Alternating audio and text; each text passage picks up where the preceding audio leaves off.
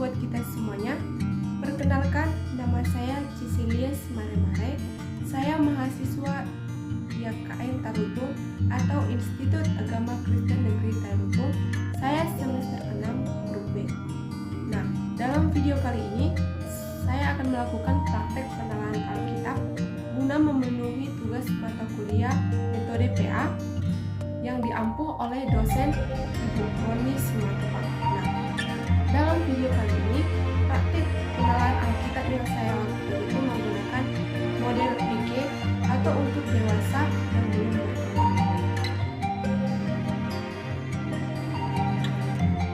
Shalom untuk kita semuanya. Shalom. Bagaimana kabar kita hari ini? Baik. Puji Tuhan.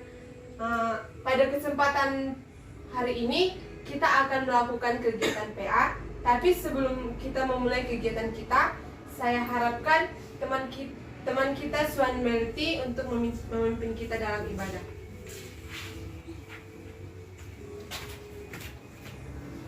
Baiklah, sebelum kegiatan ibadah kita laksanakan, kita saat teduh sejenak, saat teduh dimulai.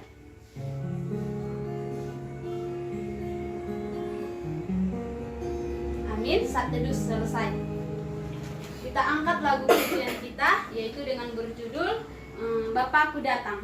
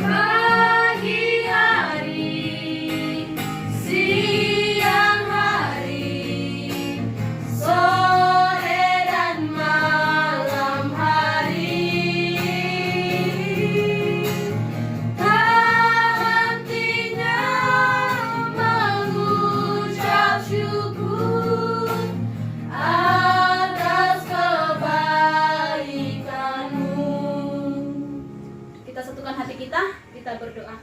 Kembali kami mengucap syukur kepadamu Tuhan buat segala kasih karunia-Mu yang masih melimpahkan berkat kepada kami sehingga kami dapat berkumpul di tempat ini untuk melaksanakan kegiatan penelahan Alkitab, yaitu untuk mendalami firman-Mu Tuhan Yesus. Kiranya Tuhanlah yang bersekutu atas kehidupan kami dalam kegiatan acara ibadah kami ini, supaya acara ibadah kami ini dapat berjalan dengan baik dan menjadi berkat bagi kami dan dapat kami pedomani dalam kehidupan kami sehari-hari. Terpuji termulia nama-Mu Tuhan sekarang, esok, sampai selama-lamanya. Amin. Amin. Terima kasih buat teman kita.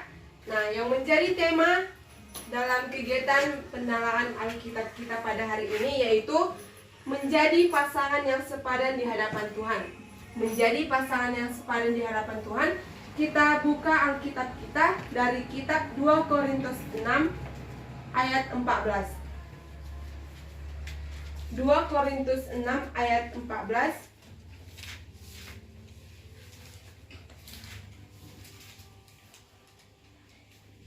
Kita bacakan secara bersamaan 2 Korintus 6 ayat 14. Kita baca bersama-sama 1, 2, 3 ya. Janganlah kamu merupakan pasangan yang tidak seimbang dengan orang yang tak percaya. Sebab persamaan apakah terdapat antara kebenaran dan kedurhakaan? Atau bagaimanakah terang dapat bersatu dengan gelap? Nah, terima kasih buat pembacaan Alkitab kita pada hari ini. Nah, pada awal penciptaan manusia itu Allah sudah berfirman bahwa tidak baik kalau manusia itu hidup seorang diri saja. Lalu Allah menjadikan penolong bagi dia yang sepadan dengan manusia yang diciptakan manusia pertama itu, yaitu Adam.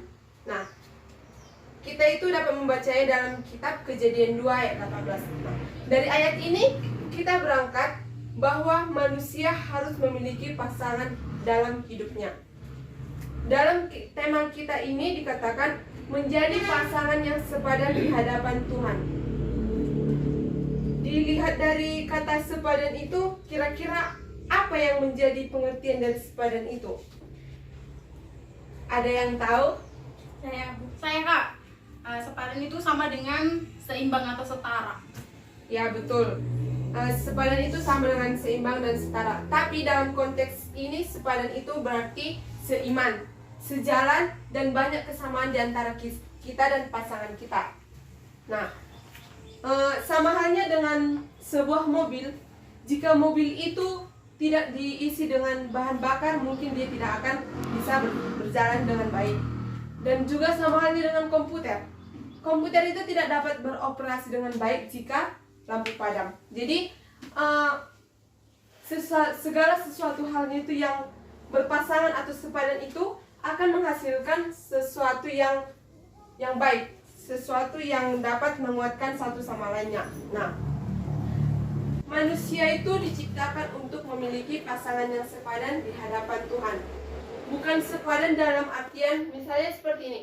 Saya adalah seorang guru. Jadi saya harus memilih pasangan saya itu yang berlatar belakangkan orang kaya atau orang yang sama seperti saya, seorang guru atau pegawai negeri. Nah, bukan seperti itu, tetapi dalam konteks ini sepadan itu maksudnya yang bisa diajak untuk memuliakan nama Tuhan, dan juga percaya kepada Tuhan Allah yang kita sembah itu. Namun ada juga orang yang menikah dengan orang yang tidak mempunyai kepercayaan atau kepercayaannya itu berbeda dengan pasangannya. Itu yang ada orang yang berprinsip bahwa dia akan menarik orang yang tidak memiliki kepercayaan kepada Tuhan itu, lambat laun akan mengikut seperti dia, mempercayai atau yakin kepada Tuhan kita itu. Tapi itu merupakan peluang yang sangat kecil. Peluang itu sangat kecil karena apabila kita terjerumus dalam dunia ini, dalam godaan dunia ini, kita yang ditarik supaya tidak mengenal Tuhan kita lagi. Kita ditarik supaya kita tidak percaya kepada Tuhan yang kita sembah itu. Kita dapat membacanya itu dalam 1 Korintus 7 ayat 12 sampai 15. Kita buka kitab Alkitab kita 1 Korintus 7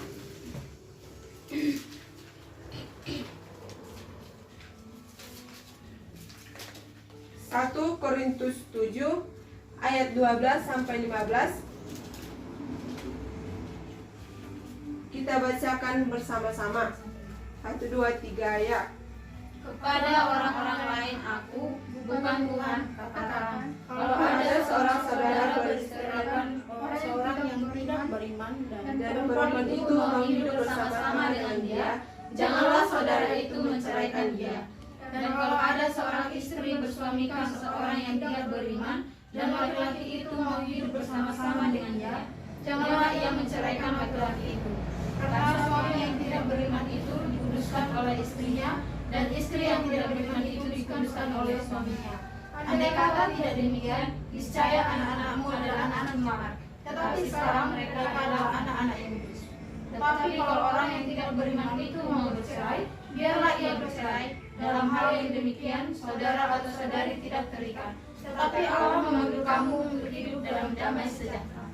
Nah, supaya kita jangan tersesat, baiklah orang yang belum percaya itu, percayalah terlebih dahulu kepada Kristus. Dan setelah itu, barulah boleh kita menikahi mereka. Karena persamaan apakah yang terdapat di antara kebenaran dan kedurhakaan?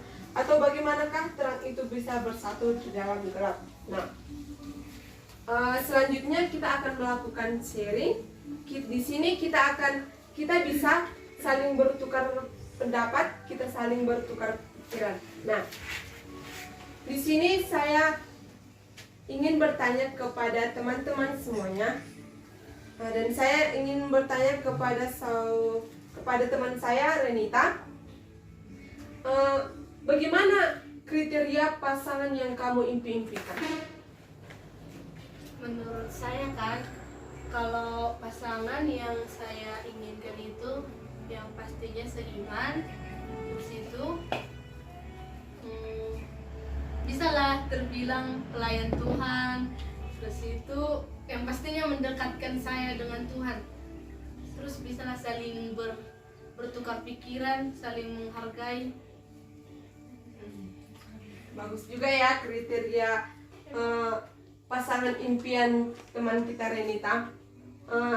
Untuk lebih jelasnya lagi, saya juga ingin bertanya kepada teman kita Wahyuni, bagaimana sih kriteria pasangan yang kamu impikan itu? Ya, pasangan yang saya impikan yang seperti tadi udah dikatakan teman kita Renita, terus saya tambahkan yang sayang kepada orang tua dan sesamanya, saling mengasihi gitu. Bagus ya. Kriteria pasangan yang diimpikan oleh teman kita Wahyuni juga sangat menarik gitu. Nah, saya juga ingin bertanya kepada teman saya Swan Melty, apakah kamu sudah memiliki pasangan hidup? Belum, Kak. Atau kamu sudah memiliki pacar begitu? Belum, Kak. Kenapa?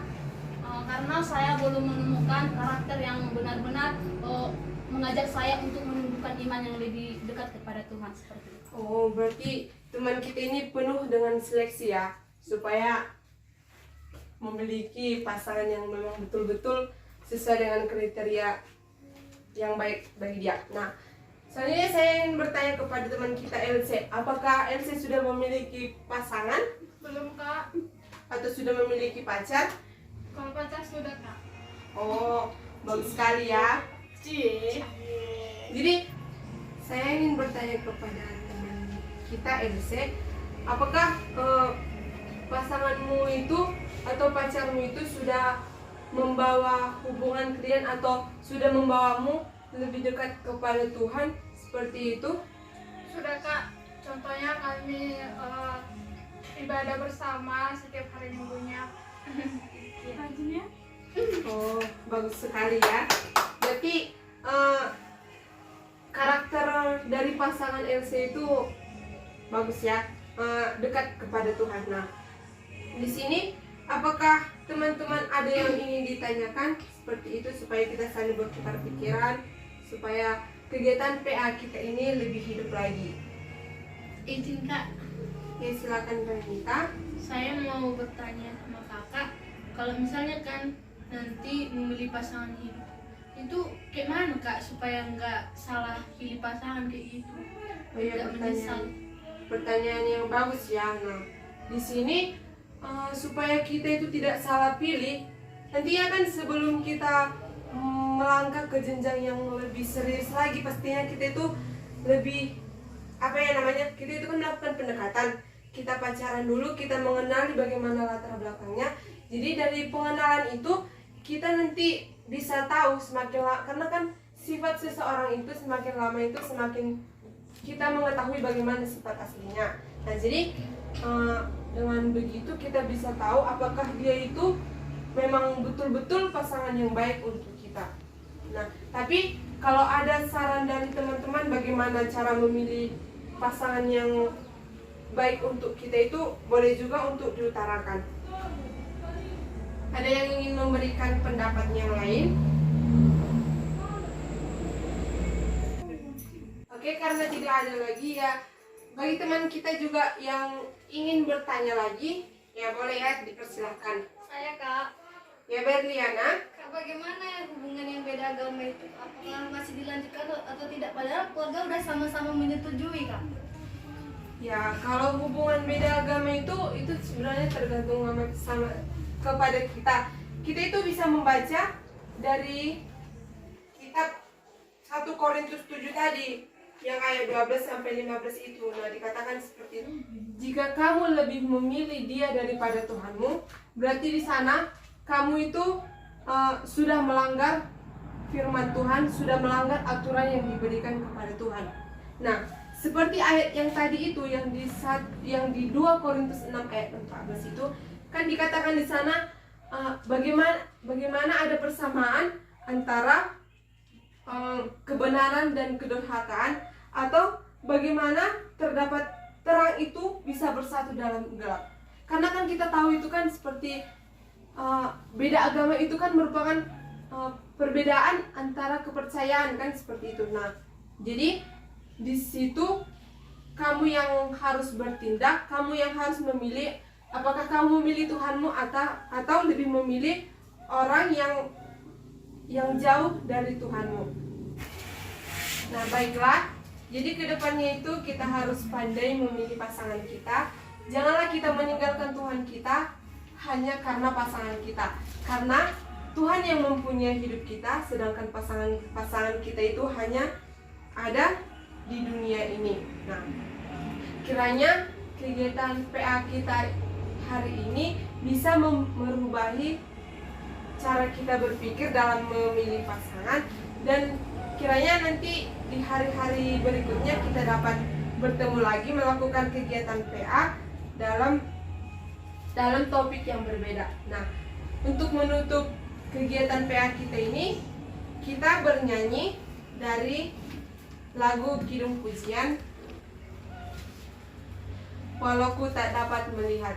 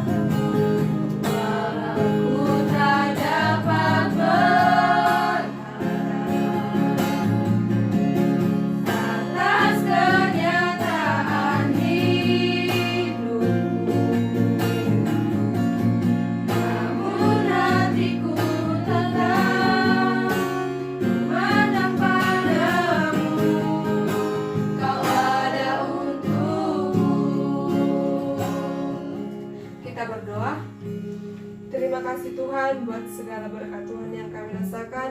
Hingga pada saat ini Tuhan, kami bisa menyelesaikan kegiatan PA kami. Kiranya Tuhan, apa yang kami pelajari pada hari ini dapat kami terapkan dalam kehidupan kami. Biarlah kami semakin dekat kepadamu Tuhan. Biarlah kami selalu mengikut Engkau Tuhan Yesus. Tuhan Yesus, aktivitas kami selanjutnya Tuhan kami serahkan ke dalam tangan pengasihan-Mu. Mari Tuhan yang menjaga-jagai kami, mari Tuhan yang menuntun kami. Di dalam nama anak-Mu Tuhan Yesus Kristus, Juru Selamat kami yang hidup.